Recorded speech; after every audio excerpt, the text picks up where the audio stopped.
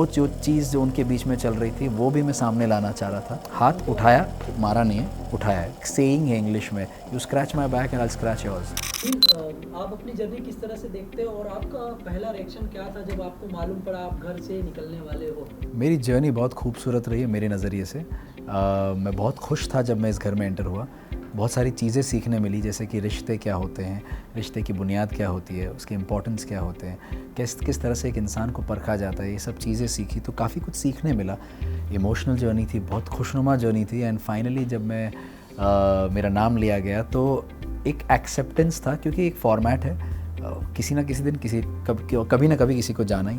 तो उस वक्त मेरा नाम लिखा था तो एक्सेप्टेंस था। इट वाज नॉट कि हाँ मैं चला गया, ऐसा नहीं था कुछ भी।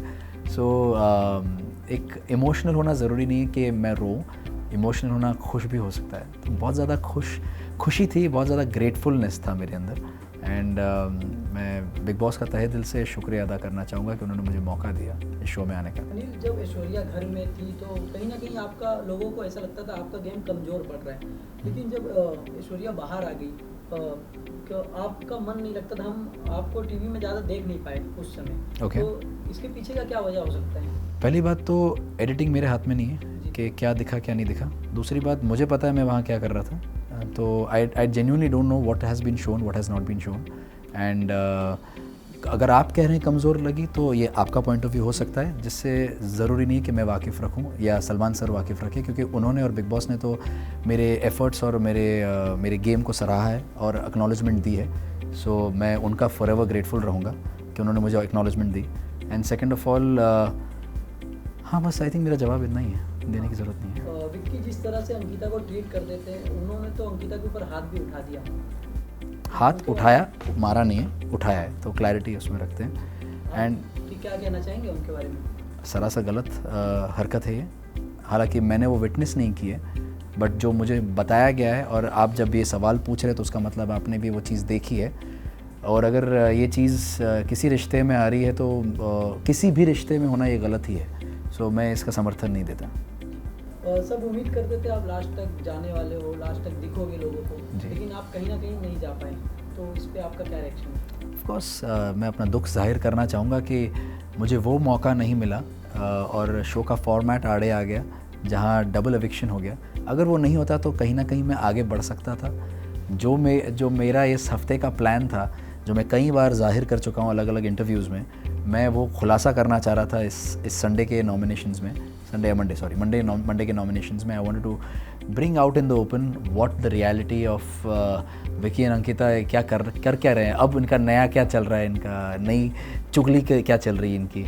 सो I think that's what my plan was. और जिस तरह से ईशा और अंकिता के रिश्ते में जो तनाव थी, वो तनाव भी मैं आगे लाना चाह रहा था। और किस तरह से अंकिता उसको छिपा के अपना जो पुराना तरीका था, अपना रिश्ता था, वो क्या रीज़न था, जो बोलते हैं ना एक सेइंग है इंग्लिश में, you scratch my back and I scratch yours. तो वो जो चीज़ जो उनके बीच में चल रही थी वो भी मैं सामने लाना चाह रहा था। और जैसे कि आपने देखा कि पिछले कुछ हफ्तों में मल्टीपल नॉमिनेशंस करने के मौके मिल रहे थे, तो आई थिंक वो भी मैं उसका फ़ायदा उठा के चारों को नॉमिनेट करना चाह रहा था। आपके निकलने के पीछे किसका हाथ हो सकता है, और कहीं ना कहीं आपको ये लगता है कि आपकी जगह किसको निकलना चाहिए था? बिल्कुल, पहली बात तो ये सब जानते हैं कि मेरे नॉमिनेट होने के पीछे तो विकी का ही हाथ है। और मेरे हिसाब से और भी बहुत सारे अनडिज़र्विंग लोग हैं जो अभी भी घर में टिके हुए हैं। जो सबसे पहला विकी है, जो मुझे लगता है डिज़र्विंग बिल्कुल भी नहीं है शो में रहने का। एंड उसके साथ साथ समर्थ, उन दोनों को पहले निकलना चाहिए। उसके बाद Isha, Ankita, they should be out of the house first. Munawar के बारे में क्या कहना चाहेंगे? मुनव्वर का गेम आपको कैसा लग रहा है? मुनव्वर का गेम ऑनेस्टली मैंने ये जाहिर किया पहले भी कि कहीं ना कहीं वो जो बोलते थे दूसरों को कि आप एक स्लो स्टार्टर रहे हैं, आपका गेम वीक दिखता है, मुझे आपका गेम दिखा ही नहीं है।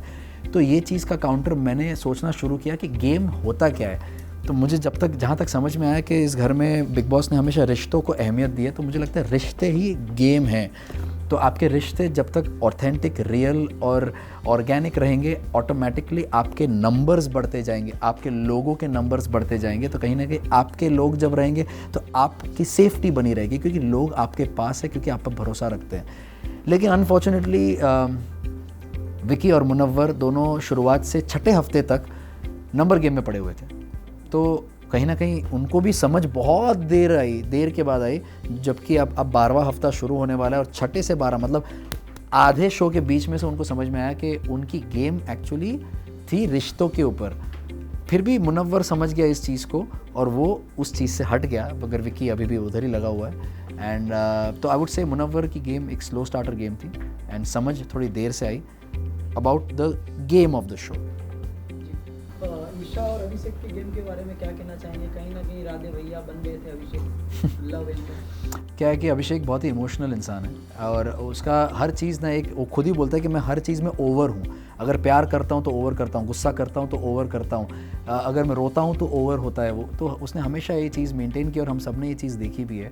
अनफॉर्चुनेटली उसके इस साइड का फ़ायदा उठाया गया है, जो ईशा और समर्थ ने किया है, बार बार लगातार उसको पोक किया है ताकि वो उसका साइड निकले। मैंने हर बार कोशिश की है, रिंकू जी ने हर बार कोशिश की है कि वो चीज़ ना निकले, वो साइड उसका ना निकले।